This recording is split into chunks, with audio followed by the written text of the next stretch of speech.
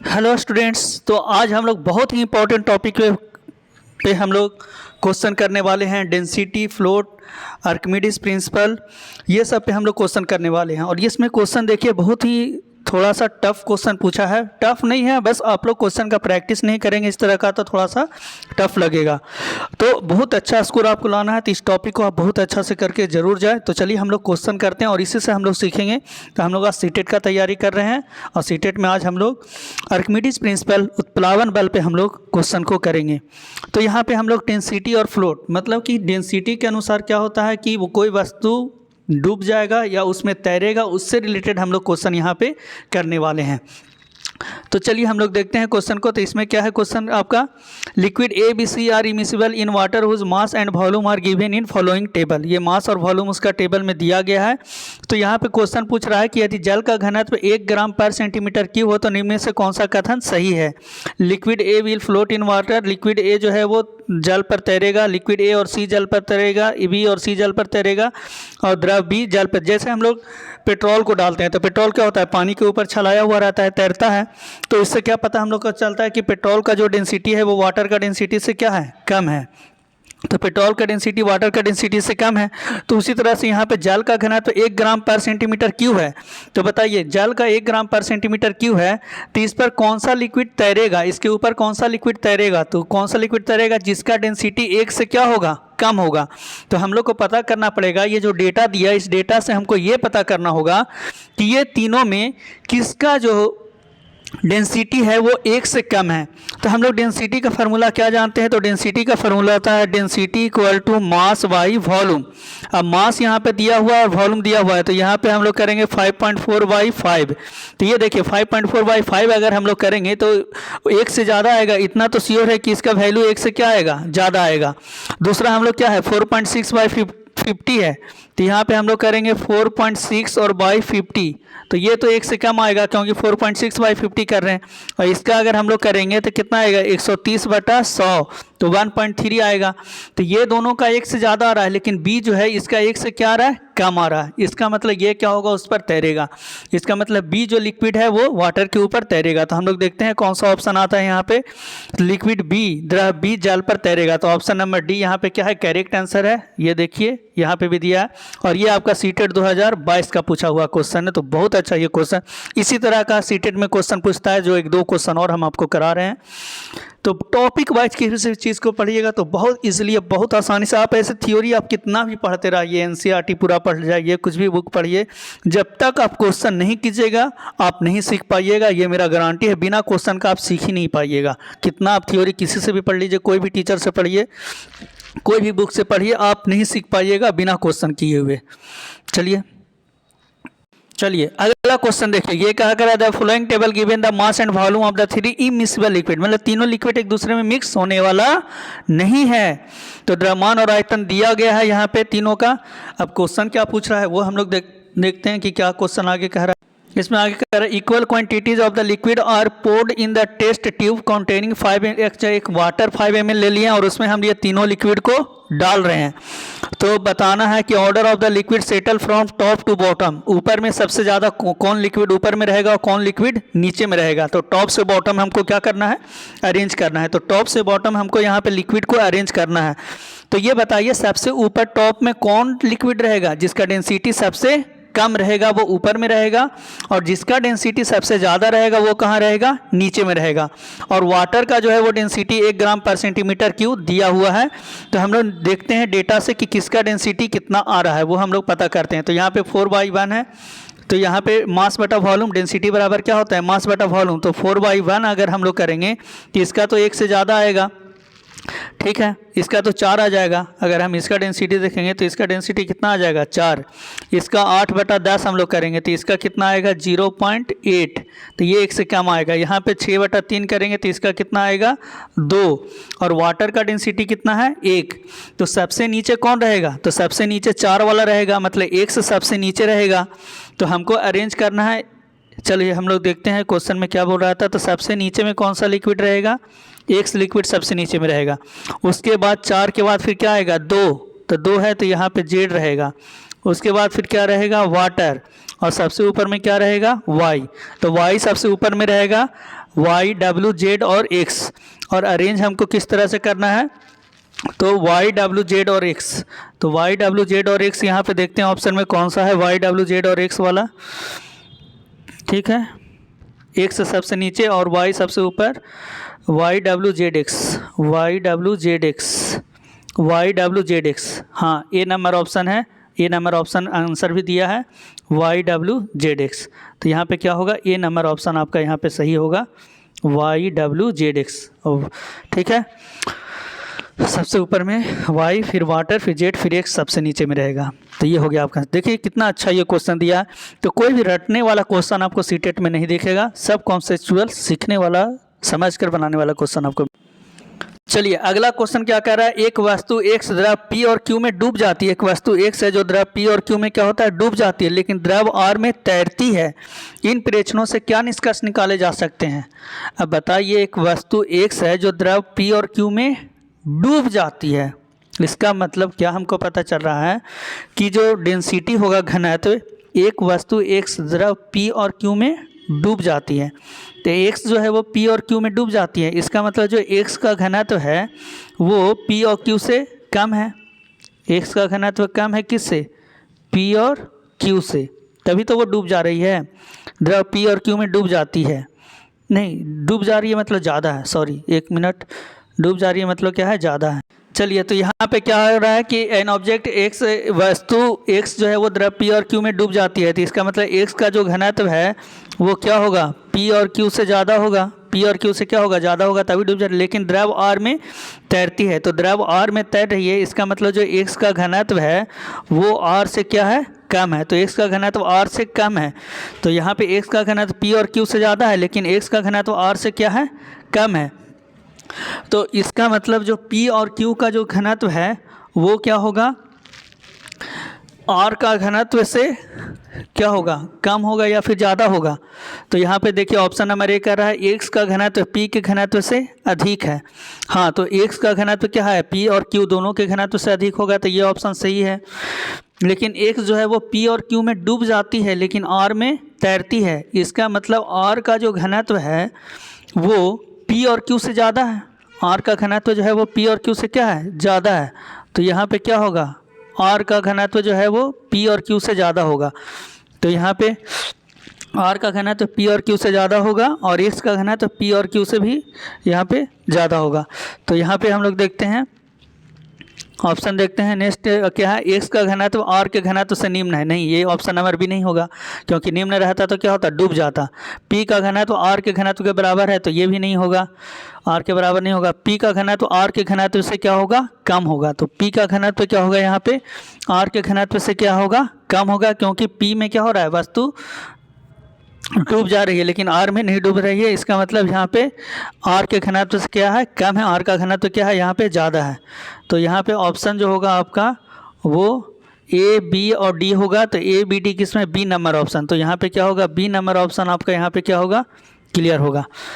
ठीक है, थोड़ा सा यह कॉन्सेंट्रेशन से समझिएगा तो ये क्वेश्चन पूरा समझ में आएगा आपको।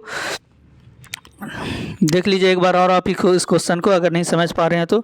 इसमें क्या करना है, एक्स जो है वो द्रव पी और क्यू में डूब जा रही है, तो एक्स जो है पी और क्यू में डूब जा रही है। इससे क्या पता चल रहा है कि एक्स का जो घनत्व है, एक्स जो है वो पी और क्यू में डूब जा रही है। इसका मतलब कि एक्स का जो घनत्व है वो क्या है, पी और क्यू से ज़्यादा है, पी और क्यू से क्या है, ज़्यादा है। जो ऑप्शन नंबर ए कर रहा है, एक्स का घनत्व पी के घनत्व से अधिक है। ठीक है, और फिर बी में कह रहा है एक्स का घनत्व आर के घनत्व से निम्न है। अब एक्स जो है वो आर में क्या है, तैरती है, द्रव आर में क्या हो रहा है, तैर रही है। इसका मतलब एक्स का जो घनत्व है वो आर के घनत्व से क्या है, कम है। तो ये भी ऑप्शन सही है, बी नंबर भी ऑप्शन आपको करेक्ट हो गया। लेकिन जो लास्ट ऑप्शन है वो क्या कह रहा है, तो लास्ट में कह रहा है कि पी का घनत्व आर के घनत्व से कम है। तो कम तो होगा ही ना, क्योंकि आर में क्या हो रहा है, आर में ये तैर रही है, लेकिन एक्स जो है वो आर में तैर रही है। लेकिन तो एक्स का घनत्व आर में तैर रही है, लेकिन पी और क्यू में क्या है रहा है, ये डूब जा रही है। इसका मतलब एक्स का घनत्व एक्स से तो पी कम है, पी और क्यू क्या है, एक्स से भी कम है। तो इसका मतलब पी और क्यू एक्स से भी कम है। तो यहाँ पे क्या आ जाएगा, पी एंड क्यू अब देखिए अरेंज हो गया P और Q, फिर उससे बड़ा X और फिर R। इसका मतलब कि R जो है वो क्या है, P से भी ज़्यादा है। तो P का घन है तो R से क्या होगा, निम्न होगा। तो देखिए ये जो है P का घन है तो R से क्या है, कम है। तो ये भी हो गया आपका सही है। तो A B और D हो गया तीनों, तो ये B नंबर ऑप्शन हो गया A B D। तो बहुत अच्छा ये क्वेश्चन था आपका। चलिए तो अब हम लोग नेक्स्ट क्वेश्चन पे आते हैं। तो इसमें क्या कह रहा है, एक समान लंबाई 25 सेंटीमीटर और एक समान व्यास के 4 कांच के सिलेंडर ABCD लिए गए हैं। 4 सिलेंडर हम लोग ले रहे हैं ABCD कांच का, ठीक है। फिर इसको हम लोग क्या कर रहे हैं, 20 सेंटीमीटर जल से भरे गए हैं। इसके बाद A में के तली से 5 सेंटीमीटर ऊपर और B में 8 सेंटीमीटर ऊपर, C में 10 सेंटीमीटर ऊपर और D में 12 सेंटीमीटर ऊपर छेद किए गए हैं। किस सिलेंडर से छेद से बाहर आता हुआ जल सबसे दूर जाएगा। तो यहाँ पे देखिए सबसे दूर कौन सा जाएगा, उससे रिलेटेड यहाँ पे क्वेश्चन है। तो देखिए कौन सा जल ज़्यादा दूर जाएगा, ये किस पे डिपेंड करेगा, वेलोसिटी पे, कितना स्पीड से वो निकल रहा है उस पर भी डिपेंड करेगा। जैसे हम लोग का अगर टंकी भरा हुआ रहता है, तो टंकी अगर हम लोग भरा हुआ रहता है, आप लोग खुद घर में एक्सपेरिमेंट देखते होंगे, तो नल से जो जल निकल रहा है वो क्या हो रहा है, बहुत स्पीड में निकलता है और नल से थोड़ा दूर जाता है। अगर स्पीड में निकल रहा होता है, टंकी भरा हुआ रहता है, तो पानी पूरा फोर्स से आता है और दूर तक गिरता है। और जब टंकी ख़त्म होने वाला रहता है, हम लोग को अपने पता चल जाता है कि नहीं, कि हाँ अरे यार टंकी में लगता है पानी नहीं है, क्योंकि पानी क्या हो रहा है, बहुत धीरे धीरे गिर रहा है और ज़्यादा दूर तक नहीं जा रहा है, फोर्स से नहीं आ रहा है। इससे क्या पता चला है, टंकी भरा हुआ रह रहा है, छेद तो नीचे में ही रहता है टंकी के नीचे में, तो टंकी में जितना ऊपर पानी भरा हुआ रहता है प्रेशर उतना ज़्यादा लगता है, तो वो ज़्यादा दूर तक जाता है। तो इससे पता चल रहा है कि जो भी छेद है उस छेद से ऊपर जितना ज़्यादा पानी का लेवल होगा वहाँ पे क्या होगा, वो ज़्यादा दूर तक जाएगा। तो बताइए जिसमें नीचे से 5 सेंटीमीटर पर छेद किया हुआ है A में, इसमें क्या हो रहा है, ऊपर से ज़्यादा है, यहाँ पे होगा ऊपर से तो लेवल यहाँ पे ज़्यादा होगा, यहाँ वाटर का लेवल यहाँ ऊपर से ज़्यादा हो रहा है, इसमें ऊपर से वाटर का लेवल क्या हो रहा है, कम है, इसमें और भी कम हो जाएगा, इसमें क्या होगा, सबसे कम इसमें हो जाएगा वाटर का लेवल। नीचे से 12 है तो ऊपर से यहाँ पे क्या हो जाएगा, 8 होगा। इसमें यहाँ पे क्या है 20 है तो यहाँ पे 10 है, तो यहाँ पे ऊपर से कितना हो जाएगा 10, इसमें ऊपर से कितना हो जाएगा 12 और इसमें ऊपर से कितना हो जाएगा, तो ये 15। तो सबसे ज़्यादा हाइट तो इसी में आ रहा है, तो इसमें प्रेशर क्या होगा, ज़्यादा होगा। इसका मतलब A जो है सबसे दूर किस में जाएगा, तो A वाला क्षेत्र में क्या होगा, सबसे दूर जाएगा। तो A नंबर ऑप्शन आपका यहाँ पे करेक्ट होगा, क्योंकि प्रेशर क्या होगा, ज़्यादा होगा। प्रेशर इक्वल टू ρg(h) होता है, या वेलोसिटी इक्वल टू √2gh होता है। तो इसमें क्या होगा, एच हाइट, ऊपर से हाइट हम लोग लेते हैं, तो ऊपर से हाइट जिसमें ज़्यादा होगा उसमें ज़्यादा दूर तक जाएगा। तो ये नंबर ऑप्शन आपका सही होगा। चलिए अब हम लोग अगले क्वेश्चन पे आते हैं, 58 नंबर क्वेश्चन पे। क्या कह रहा है, there is a small hole near the bottom of an open tank filled with a liquid, the speed of the liquid injected does not depend on. तरल से भरे हुए खुले टैंक के तल के पास एक छोटा सा छिद्र किया जाता है, छिद्र से निर्गत होने वाली तरल की गति निर्भर करेगी। अब यहाँ पे जो वेलोसिटी होगा वो किस पे निर्भर करेगी वो बता रहे हैं। मतलब यहाँ पे एक टंकी है, टंकी में यहाँ पर छेद कर दिए, इससे जो जल निकलेगा उसका वेलोसिटी जो है वो किस पे निर्भर करेगा, तो तरल की गति, मतलब वेलोसिटी किस में निर्भर करेगा, तो वेलोसिटी इक्वल टू हम लोग क्या जानते हैं, √2gh। अब 2gh होता है, यहाँ पर h यहाँ पे क्या हो रहा है, हाइट बता रहा है, तो 2gh यहाँ पर हाइट बता रहा है, तो सिर्फ हाइट पे डिपेंड करेगा। तो अब ऑप्शन ए में क्या कर रहा है, एरिया ऑफ द होल, छिद्र के क्षेत्र पर। अब होल यहाँ पर बड़ा हम किए हैं कि होल हम यहाँ पे छोटा किए हैं, क्या इससे फर्क पड़ेगा गति पे? आपको लग रहा होगा ऐसा कि हाँ कम अगर होल रहेगा तो क्या होगा, ज़्यादा स्पीड से पानी निकलेगा, ज़्यादा होल रहेगा तो कम स्पीड से, लेकिन ऐसा नहीं है। दोनों केस में सेम स्पीड से पानी निकलेगा, वेलोसिटी दोनों, क्योंकि हाइट यहाँ पे सेम है, वाटर का लेवल का हाइट क्या है, सेम है। तो कम छोटा छेद रहेगा तो भी उतना ही स्पीड से आएगा, बड़ा छेद रहेगा तो भी उतना ही स्पीड से निकलेगा पानी, लेकिन क्या होगा, अमाउंट ऑफ वाटर यहाँ पे ज़्यादा निकलेगा और यहाँ से अमाउंट ऑफ वाटर क्या निकलेगा, कम निकलेगा। बस यही सिर्फ डिफरेंस होगा। इसलिए छिद्र के क्षेत्र पर डिपेंड नहीं करेगा, क्योंकि फार्मूला में कहीं उससे एरिया से रिलेटेड नहीं आया है। दूसरा डेंसिटी ऑफ द लिक्विड, तो ये डेंसिटी से भी रिलेटेड नहीं आया यहाँ पे, तो इस पर भी डिपेंड नहीं करेगा। हाँ हाइट ऑफ द लिक्विड पे डिपेंड करेगा, तो ये हाइट पर डिपेंड करेगा। पर क्वेश्चन में क्या बोल रहा है, किस पर निर्भर नहीं करती है। तो क्वेश्चन को थोड़ा ध्यान से पढ़िएगा कि नहीं वाला पूछा है कि हाँ वाला पूछा है। इसका मतलब क्या होगा, क्योंकि बहुत लोग जानते हुए गलत कर देते हैं, वो नहीं वर्ड को नहीं पढ़ते हैं, इसलिए यहाँ पर क्या होगा, ये दोनों होगा, ए और बी दोनों आंसर होगा, मतलब डी नंबर ऑप्शन यहाँ आपका करेक्ट होगा। ये नहीं सही होगा, डी नंबर ऑप्शन आपका यहाँ पे सही करेक्ट होगा, ये ठीक है। तो ये देखिए आसाम टेट में पूछा गया है, 2019 का ये पूछा हुआ क्वेश्चन है। तो बहुत अच्छा ये क्वेश्चन है, सीटेट में भी ये क्वेश्चन पूछ सकता है। चलिए अगला क्वेश्चन क्या दे रहा है, नीचे दिए गए किसी के आयताकार पात्र में जल से भरी कोई द्रव भरा है। तो आयताकार पात्र में क्या है, जल से भरी है, क्या है, द्रव भरा है। तो आयताकार पात्र इसमें जल से भरी एक द्रव भरा है।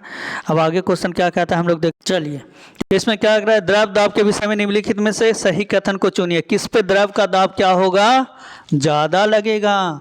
तो द्रव का दाब किस पे ज़्यादा लगेगा, जिस पे हाइट ज़्यादा, जो जितना ज़्यादा नीचे होगा, जो जितना ज़्यादा नीचे होगा उस पे ज़्यादा द्रव का, क्योंकि प्रेशर ज़्यादा लगेगा। तो सबसे ज़्यादा नीचे में कौन है, सी, फिर बी और फिर क्या है, ए है। इसका मतलब सी पे क्या लगेगा सबसे ज़्यादा, क्योंकि जो दाब होता है प्रेशर इक्वल टू क्या होता है, रो जी एच। अब हाइट हम लोग ऊपर से लेते हैं। अब ऊपर से हाइट इसमें सबसे ज़्यादा होगा हाइट, फिर इसमें हाइट होगा, फिर इसका हाइट होगा सबसे कम। तो सबसे ज़्यादा हाइट सी का है, इसका मतलब सी पर दाब सबसे ज़्यादा होगा। फिर क्या होगा, बी पर, और फिर किस पे होगा, ए पे। तो इसका मतलब कौन सा होगा, बी नंबर ऑप्शन यहाँ पे करेक्ट होगा। तो ये सीटेट 2014 में पूछा गया ये क्वेश्चन है आपका। तो बहुत अच्छा ये क्वेश्चन, ये सब क्वेश्चन रिपीट भी कर सकता है आपका, तो थोड़ा ध्यान से इसको कर लीजिएगा। चलिए अगला क्वेश्चन है, पृथ्वी के पृष्ठ से पलायन वेग का मान है। तो पृथ्वी के पृष्ठ से पलायन वेग का मान कितना होगा, तो ये ऑप्शन नंबर ए है, 11.2 किलोमीटर पर सेकंड। इतना स्पीड से फेंकेंगे तब वो क्या होगा, पृथ्वी के कक्षा से बाहर जाएगा। तो 11.2 किलोमीटर पर सेकंड। तो यूनिट देखिए 11.2 हर किसी को याद रहता है, यूनिट में थोड़ा प्रॉब्लम होता है, तो किलोमीटर पर सेकंड आपको याद रखना है। चलिए तो अगला क्वेश्चन एक्सपेरिमेंट से रिलेटेड है, बहुत ही अच्छा ये क्वेश्चन है। क्या कर रहा है, शिक्षक ने दो वस्तुओं को लेकर उन्हें पानी में डुबो दिया। दो अलग अलग वस्तु लिया और दोनों को पानी में डुबो दिया। उसने कमानीदार तुला का प्रयोग करके पाठ्यांकों को निम्न प्रकार से रिकॉर्ड किया। हम लोग उत्प्लावन बल का हम लोग देख रहे हैं क्वेश्चन यहाँ पे, ये उत्प्लावन बल से रिलेटेड क्वेश्चन है। हम लोग उत्प्लावन बल में क्या जानते हैं कि किसी वस्तु को अगर हम द्रव के अंदर डुबाते हैं तो उसका भार में क्या आ जाता है, कमी आ जाता है। तो वही भार में कमी किस कारण से आता है, क्योंकि उस पर उत्प्लावन बल लगता है। और उस पर उत्प्लावन बल कितना लगता है, थोड़ा सा हम थ्योरी बता देते हैं तो क्वेश्चन ज़्यादा अच्छा से समझ में आएगा। तो यहाँ पे क्या हो रहा है, यहाँ पे लिक्विड है और लिक्विड के अंदर हम किसी वस्तु को मान लीजिए कि डुबा दिए।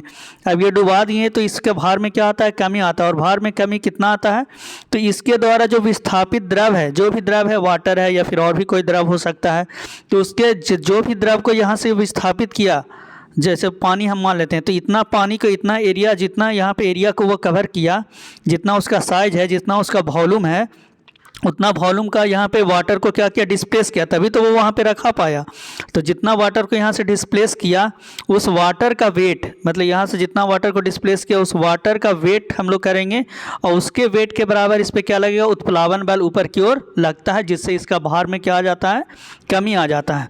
तो वही एक्सपेरिमेंट करके ये देख रहा है कि कितना उसका भार में कमी आया। तो पहला यहाँ पे क्या किया, ए वस्तु है, ए और बी दो वस्तु लिया है। तो ए वस्तु का वायु में पत्थर का भार, तो ए का वायु में भार कितना है, 92 है।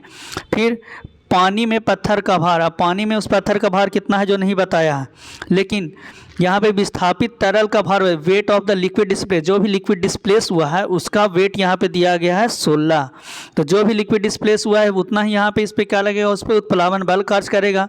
अब उतना ही उत्प्लावन बल इस पर कार्य करेगा, इसका मतलब यहाँ पे जो उत्प्लावन बल का जो मान होगा वो वाई हमको देखना है, ये उस पर लगने वाला उत्प्लावन बल पूछ रहा है, तो उस पर लगने वाला उत्प्लावन बल कितना होगा। तो ये आपका यहाँ पे कितना है, ये हो गया 92, ये हो गया 16, इसका मतलब उस पर उत्प्लावन बल भी कितना लगेगा, 16। तो वाई का मान 16 हो गया और एक्स का मान कितना, समझ में आ रहा है ना क्वेश्चन। जब हम उस पत्थर को हवा में नापे तो हवा में 92 था भार, और पानी जो विस्थापित हुआ उसका भार कितना है, 16। तो अभी हम आर्किमिडीज का प्रिंसिपल बताएं कि उसका भार में जो कमी आता है वो किसके बराबर होता है, तो उसके द्वारा विस्थापित तरल पदार्थ का भार के बराबर कमी आता है। तो विस्थापित तरल पदार्थ का भार कितना दिया गया है, यहाँ पे 16 दिया गया है। इसका मतलब उसका भार में कमी जो आएगा, तो 92 माइनस क्या करेंगे 16, तो ये आपका आ जाएगा 76। तो ये 76 यहाँ पे आ जाएगा एक्स का वैल्यू, और वाई का वैल्यू कितना होगा 16। अब उसके बाद बी जो ऑब्जेक्ट है, वो बी ऑब्जेक्ट के बारे में क्या कर रहा है, तो वायु में भार नहीं दिया है, वो हमको निकालना है। लेकिन पानी में पत्थर का भार कितना आ गया है 70, और इस पर उत्प्लावन बल कितना लग रहा है 10, तो उत्प्लावन बल 10 रहा है तो ये उसके द्वारा विस्थापित भी ये कितना हो जाएगा, ये जेड का मान भी 10 हो जाएगा। लेकिन इसका जो भार होगा ये दोनों को जोड़ेंगे तो 70 + 10 मतलब पहले कितना था 80 था, पहले जो इसका था वो कितना था 80, तो Q का मान कितना हो जाएगा 80, तो X का मान 92, Y का मान 16, तो 92 16 और Z का मान 10, 92 16 ये सॉरी 76 76 16 10 और 80, 76 16 10 और 80 देखते हैं ऑप्शन में, तो 76 16 10 ऑप्शन नंबर सी में ये ऑप्शन दिया है 76 16 10 और 80, तो सी नंबर ऑप्शन यहाँ पे करेक्ट। तो कितना अच्छा ये क्वेश्चन दिया, हम इसका एक्सपेरिमेंट करके भी आपको अलग से वीडियो हम डाल देंगे इस तरह का उत्प्लावन बल से रिलेटेड, ठीक है। चलिए अगला क्वेश्चन हम लोग देख रहे हैं, तो निकटवर्ती क्षेत्र ए और बी में भिन्न वायुमंडलीय दाब देखा गया है। तो 10 बजे सुबह जो है वो ए क्षेत्र में वायुमंडलीय दाब कितना है 733 और बी में कितना है 723 है। 12 बजे देख रहे हैं तो यहाँ पे 800 हो गया और इस यहाँ पे कितना हो गया है 600, यहाँ पे 800 हो गया, यहाँ पे कितना हो गया 600, यहाँ पे भी 800 है 2 बजे तो यहाँ पे कितना हो गया 700, यहाँ पे 950 है तो यहाँ पे कितना हो गया 850। तो क्वेश्चन क्या कह रहा है ये देखते हैं, दिन में कौन से समय पर वायु की गति सबसे अधिक तीव्र हो गया। बताइए वायु की गति और वायुमंडलीय दाब में क्या रिलेशन है। तो यहाँ पे हम रिलेशन ये समझ सकते हैं कि प्रेशर वायुमंडलीय दाब प्रेशर इक्वल टू क्या होता है ρgh। अब जितना ज़्यादा प्रेशर ज़्यादा होगा तो वेलोसिटी क्या होगा वहाँ पे वो कम हो जाएगा। प्रेशर अगर ज़्यादा हो जाएगा तो वायुमंडलीय दाब ज़्यादा होगा तो उसका जो वेलोसिटी है v वो क्या होगा, वो वहाँ पे कम हो जाएगा, वेलोसिटी ज़्यादा नहीं रहेगा, क्योंकि यहाँ पे वायु से रिलेटेड है, लिक्विड द्रव से रिलेटेड नहीं है, इसलिए द्रव वाला से मत सोचिएगा, यहाँ पे वायु से रिलेटेड है। तो द्रव और जो एयर में अंतर होता है, लिक्विड और एयर में अंतर होता है, तो यहाँ पे क्या हो रहा है कि प्रेशर वायुमंडलीय दाब जितना ज़्यादा कम होगा उतना ज़्यादा स्पीड होगा, वायु का स्पीड क्या होगा ज़्यादा होगा, दाब कम होगा। क्योंकि देखिए दाब अगर ज़्यादा होगा तो ये यहाँ पे क्या होगा, ये लिक्विड तो है नहीं, यहाँ पे तो एयर है, तो एयर को अगर हम लोग प्रेशर ज़्यादा कर देंगे तो वो कम एरिया में आ जाएगा, और कम एरिया में आ जाएगा तो उसका वेलोसिटी क्या होगा कम हो जाएगा। लेकिन अगर प्रेशर कम रहेगा तो वो क्या होगा, मोशन करने के लिए फ्री रहेगा, तब उसका वेलोसिटी क्या रहेगा ज़्यादा रहेगा। तो हमको देखना है कि किस में कम प्रेशर है, किस समय पर प्रेशर क्या है कम है। तो ए नंबर वाला में हम लोग देख रहे हैं, तो ए क्षेत्र में प्रेशर कहाँ पे कम है, तो ये 733 में कम है, और बी नंबर में कहाँ पे कम है, तो 600 पे कम है। देख लीजिए आप, तो यहाँ पे क्या हो रहा है 733 और 600 में, तो यहाँ पे 600 में और यहाँ पे कम कहाँ है 733 में। अब दोनों ऑप्शन तो हम लोग दे नहीं सकते, आंसर को एक ही हमको देना है। तो यहाँ पे 733 है, यहाँ 600 है, तो यहाँ पे 100 बढ़ जा रहा है और यहाँ पे थोड़ा सा ये कम बढ़ रहा है यहाँ पे। इसका मतलब हम लोग ये ऑप्शन लेना ज़्यादा अच्छा होगा 12 बजे, क्योंकि इसका भी 800 थोड़ा सा कम दिख रहा है, इसका भी यहाँ पे सबसे कम 600 दिख रहा है। तो यहाँ पे सही आंसर आपका क्या होगा 12 बजे मध्याह्न में क्या होगा ज़्यादा होगा। तो ये बी नंबर ऑप्शन क्या होगा सही होगा। ये सीटेट 2021 का पूछा हुआ क्वेश्चन है। देखिए बी नंबर ऑप्शन यहाँ पे होगा 12 बजे मध्याह्न में क्या होगा, वायु की गति क्या होगा सबसे तीव्र होगा। ये थोड़ा अलग टाइप का क्वेश्चन था, तो आप लोग इसको थोड़ा सा ध्यान में रखिएगा, इस तरह का भी क्वेश्चन पूछता है आपका। चलिए अब हम लोग नेक्स्ट क्वेश्चन देख रहे हैं। 50 नंबर क्वेश्चन क्या कह रहा है, तो इसमें कह रहा है कि 3 विभिन्न घनत्व लेकिन समान आकार वाली, घनत्व क्या है तीनों का अलग है लेकिन आकार क्या है सेम है, समान आकार वाली वस्तु ए बी सी को द्रव में डाला जाता है, को एक द्रव में डाला जाता है। निम्नलिखित परिस्थितियों पर ध्यान दीजिए, जिनमें लगने वाले उत्प्लावन बल के आधार पर उन्हें आरोही क्रम में व्यवस्थित कीजिए। तो सबसे ज़्यादा आरोही क्रम में व्यवस्थित करना है, तो उत्प्लावन बल का बढ़ते हुए क्रम में सबसे कम उत्प्लावन बल, फिर ज़्यादा, फिर सबसे ज़्यादा उत्प्लावन बल। तो सबसे ज़्यादा उत्प्लावन बल किस पर लगेगा वो हमको देखना है। एक फॉलो इन्फॉर्मेशन क्या दिया, ए पूर्णतः द्रव्यमान है, मतलब ए जो है वो द्रव लिक्विड के अंदर पूरा डूब जाता है। तो ये डूब गया तो डूब जाओ, हमारा क्या जा रहा है भाई, तुम डूब जाओ। अब बी का क्या हाल है, तो बी कह रहा है कि बी के आयतन का 1/4 भाग, देखिए क्वेश्चन बहुत इंपॉर्टेंट है, थोड़ा ध्यान से समझिएगा तो समझ में आएगा। बी के आयतन का 1/4 भाग द्रव के भीतर और बी तैर रही है। अच्छा 1/4 भाग अंदर होकर के वो क्या हो रहा है डूबते हुए तैर रही है। और सी का क्या हो रहा है, सी के आयतन का 1/2 भाग द्रव के भीतर है और सी तैर रही है। तो सी के आयतन का मात्र 1/2 भाग द्रव के अंदर है, ठीक है, और इसका मात्र 1/4 भाग द्रव के अंदर है। अब उत्प्लावन बल क्या होता है, तो सबका आकार सेम है, ए बी सी तीनों का आकार क्या है, सेम है। तो तीनों का आयतन सेम है, आकार सेम है, लेकिन ए जो है वो पूरा डूब जा रहा है। तो ए अगर पूरा डूब जा रहा है तो ए पूरा डूबने का मतलब क्या है कि ए के द्वारा जो डिस्प्लेस लिक्विड है, जो लिक्विड डिस्प्लेस हो रहा है वो सबसे ज़्यादा लिक्विड को वो डिस्प्लेस कर रहा है। मान लो यहाँ पे ए जो है वो डूब जा रहा है, पूरा ए पूरा डूब जा रहा है, तो इसके द्वारा इतना एरिया, इतना वॉल्यूम का जल वहाँ से डिस्प्लेस हुआ है। तो जितना ज़्यादा वाटर डिस्प्लेस होगा उतना ज़्यादा उस पर क्या लगेगा, उत्प्लावन बल लगेगा। उसी के भार के बराबर उत्प्लावन बल लगता है। तो इसके द्वारा डिस्प्लेस वाटर क्या है, ज़्यादा है, तो इसके पे उत्प्लावन बल सबसे ज़्यादा लगेगा। फिर जो आधा डूबा हुआ है, आधा जो डूबा हुआ है, तो इसके द्वारा भी इतना वाटर को डिस्प्लेस किया गया है, तो इस पर भी उत्प्लावन बल इससे थोड़ा कम लगेगा। और 1/4 जो डूब करके तैर रहा है उस पर सबसे कम उत्प्लावन बल लगेगा। इसका मतलब ए पे सबसे ज़्यादा उत्प्लावन बल लगेगा, ठीक है। उसके बाद फिर किस पे लगेगा उत्प्लावन बल, उसके बाद फिर सी पे लगेगा, और सबसे कम उत्प्लावन बल किस पे लगेगा, बी पे लगेगा। तो सबसे ज़्यादा ए पर, उसके बाद सी पर, उसके बाद किस पे लगेगा, बी पे लगेगा। तो यहाँ पे ऑप्शन नंबर क्या होगा, ए आपका सही होगा। ए नंबर ऑप्शन सही होगा। ए पे सबसे ज़्यादा उत्प्लावन बल, फिर सी पे, और फिर बी पे। लेकिन यहाँ पे बुक में आंसर गलत दिया है। यहाँ पे करेक्ट आंसर यही होगा। देखिए बुक का जो आंसर दिखा दे रहे हैं आपको, सी दिया है, तो ये गलत है। ये जो सी और सी दिया है ये क्या है, ये गलत होगा। सही आंसर क्या होगा, ये होगा। ए पे सबसे ज़्यादा, फिर सी पे, और फिर क्या होगा, बी पे। क्योंकि यहाँ पे सी दे रहा है क्या, सबसे ज़्यादा बी पे, तो ये गलत दे रहा है, और ए पे सबसे कम बोल रहा है, तो ये गलत है, ठीक है। ये नंबर ऑप्शन आपका सही होगा। ये डिसेंडिंग ऑर्डर में इसको सजा दिया है, जबकि हमको असेंडिंग बढ़ते क्रम में, उत्प्लावन बल का बढ़ते क्रम में दिखाना है, तो ये सही होगा। ये अवरोही क्रम में दिखा दिया। अगला क्वेश्चन है 52 नंबर क्वेश्चन। क्या कह रहा है, विभिन्न घनत्व के 3 द्रव P, Q और R में कोई वस्तु एक एक करके डाली गई।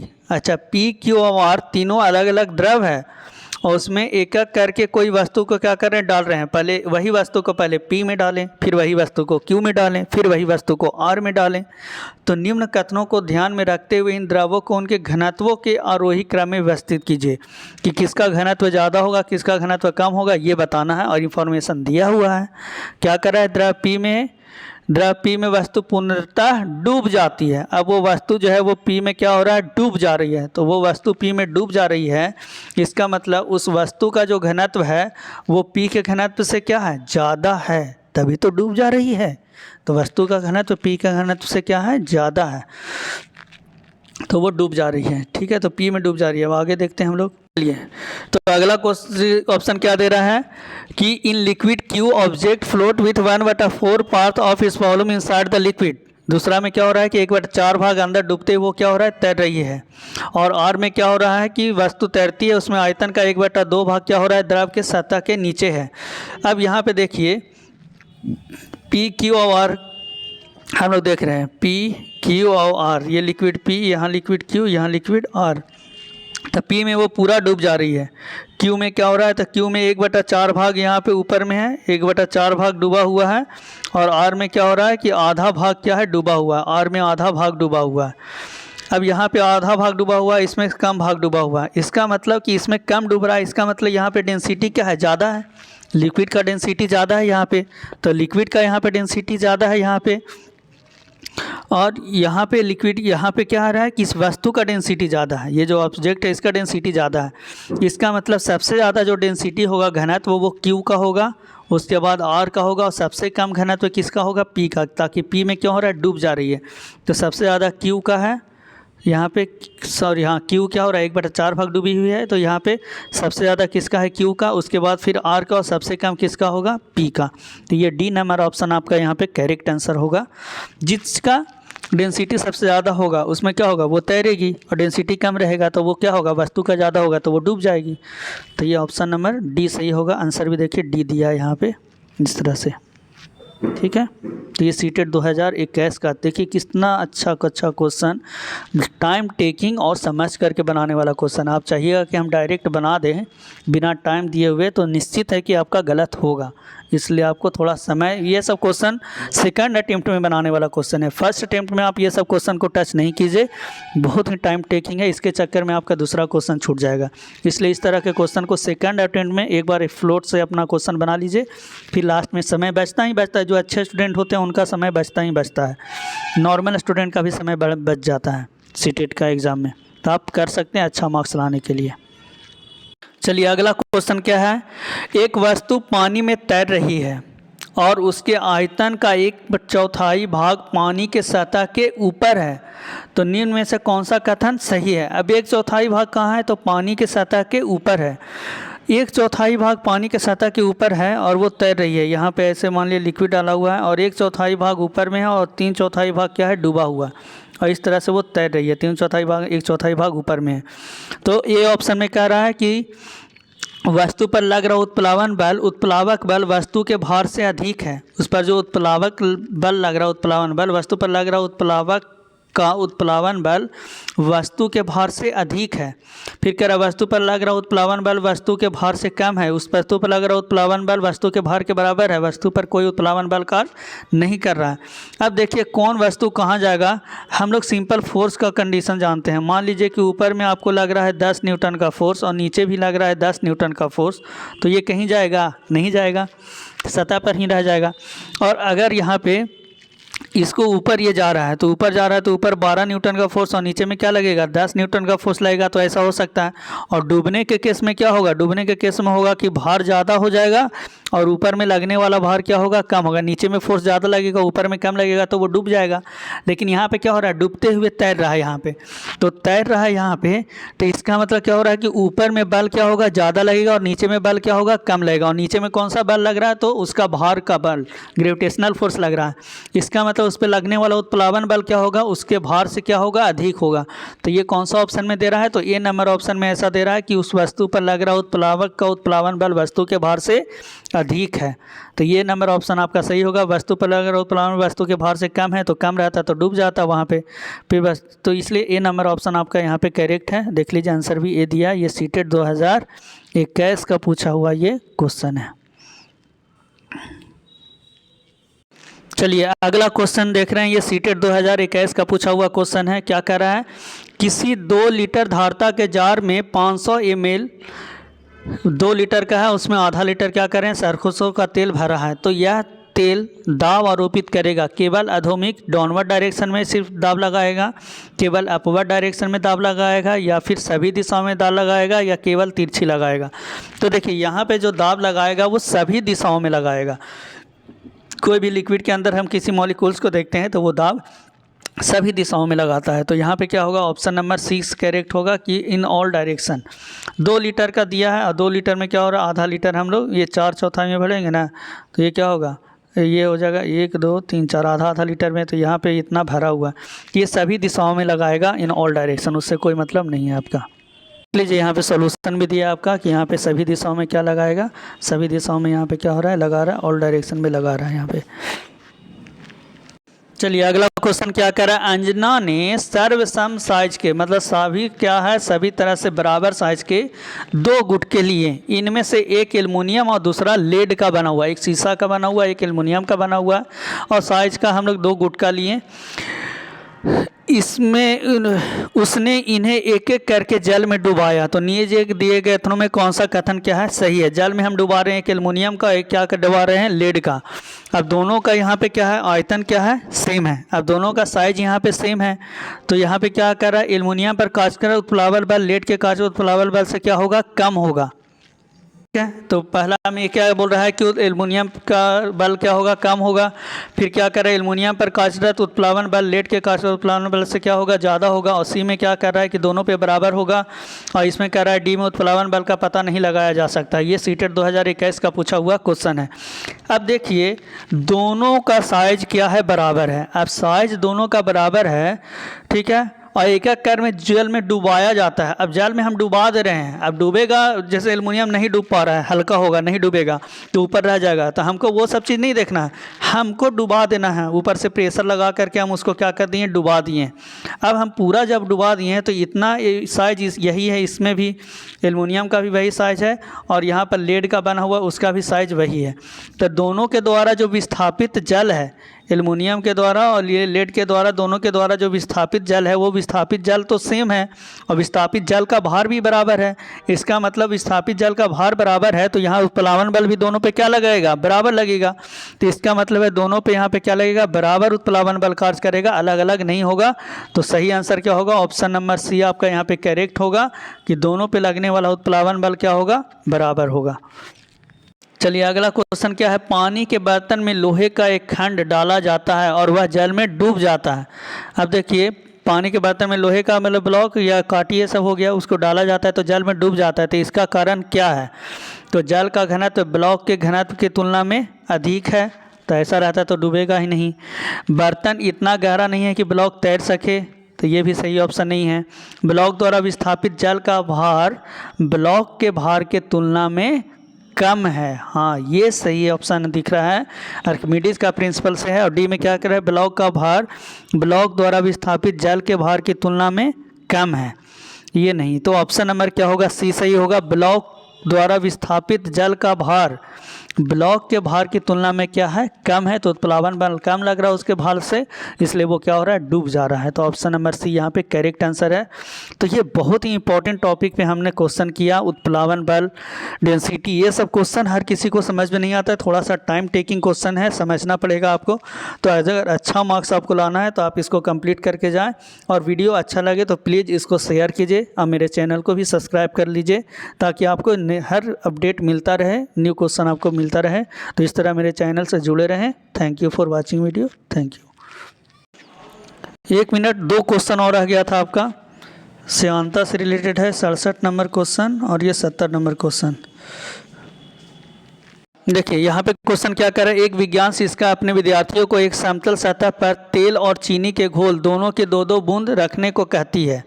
उसके बाद वह उन्हें सतह को टेढ़ा करके उन बूंदों को नीचे पहुंचने का क्रम परीक्षण करने को कहती है। इस क्रियाक्रम में द्रव के किस गुण को विद्यार्थी संज्ञान में लाना चाहेंगे। अब बताइए, एक हम लोग ले लिए कोई समतल प्लेट या फिर टेबल ले लिया, उस पर हम लोग 2-2 बूंद गिरा रहे हैं, किसका, तो यहाँ पे तेल गिराएं, चीनी के घोल गिराएं, ठीक है। तो सतह पर तेल और चीनी के घोल गिराएं, तो बताइए कौन नीचे क्या होगा, ज़्यादा तेज़ी से जाएगा, तेल जाएगा कि चीनी के घोल जाएगा। अब चीनी का घोल वहाँ पे देखना पड़ेगा, गाढ़ा कौन है, ये सब पर भी डिपेंड करेगा। तो द्रव के किस गुण को विद्यार्थी संज्ञान में लाना चाहती है, तो द्रव के किस गुण के बारे में वो पढ़ाना चाहती है, मतलब वो जो आगे की ओर जा रहा है तो उसके किस गुण को पढ़ाना चाह रही है। तो परिमाण ये नहीं, बिंदु ये भी नहीं, विलेयता किसी चीज़ में घोल तो नहीं रहे, हाँ श्यानता, विस्कोसिटी, विस्कोसिटी को बताना चाह रही है कि वो कितना विस्कस है, वो कितना गाढ़ापन है, उसको बताना चाह रही है, विस्कोसिटी को बताना चाह रही है, गाढ़ापन को। तो ये सी नंबर ऑप्शन यहाँ पे करेक्ट आंसर होगा, श्यानता को बताना चाह रही है ये एक्सपेरिमेंट करके। वो अगला क्वेश्चन क्या है, वर्षा के बूंदों के गोलीय आकार का उल्लेख करने के लिए जल के निम्नलिखित से किसका प्रयोग। वर्षा का बूंद गोल आकार का क्यों होता है, ये इसका रीजन क्या है, तो इसका रीजन है सरफेस टेंशन, पृष्ठ तनाव। तो ये क्या है, बी नंबर ऑप्शन आपका सही होगा। पृष्ठ तनाव के कारण क्या होता है, गोलीय आकार होता है वर्षा का बूंद का, क्योंकि वो मिनिमम सरफेस एरिया को वो कवर करना चाहता है और मैक्सिमम वॉल्यूम, उसमें लिक्विड ज़्यादा है और वे सरफेस एरिया क्या हो, कम हो, तो वैसा क्या होता है, गोल आकार का ही होता है। तो ये किसके कारण होता है, पृष्ठ तनाव। तो बी नंबर ऑप्शन क्या होगा, सही होगा। तो 70 का बी हो गया। चलिए, तो इस तरह से हमने आर्किमिडीज प्रिंसिपल, प्रेशर और ये टेंशन, सरफेस टेंशन, ये सबसे रिलेटेड, मतलब फ्लूइड से रिलेटेड सारे क्वेश्चन को हमने किया। तो नेक्स्ट वीडियो में फिर हम लोग आगे वेव टॉपिक को लेकर के आएंगे, साउंड वेव, पिच, लॉडनेस, पिच और लॉडनेस से बहुत क्वेश्चन पूछा है, वो सब हम लोग करेंगे नेक्स्ट वीडियो में। ठीक है, thank you for watching video, share and subscribe my channel.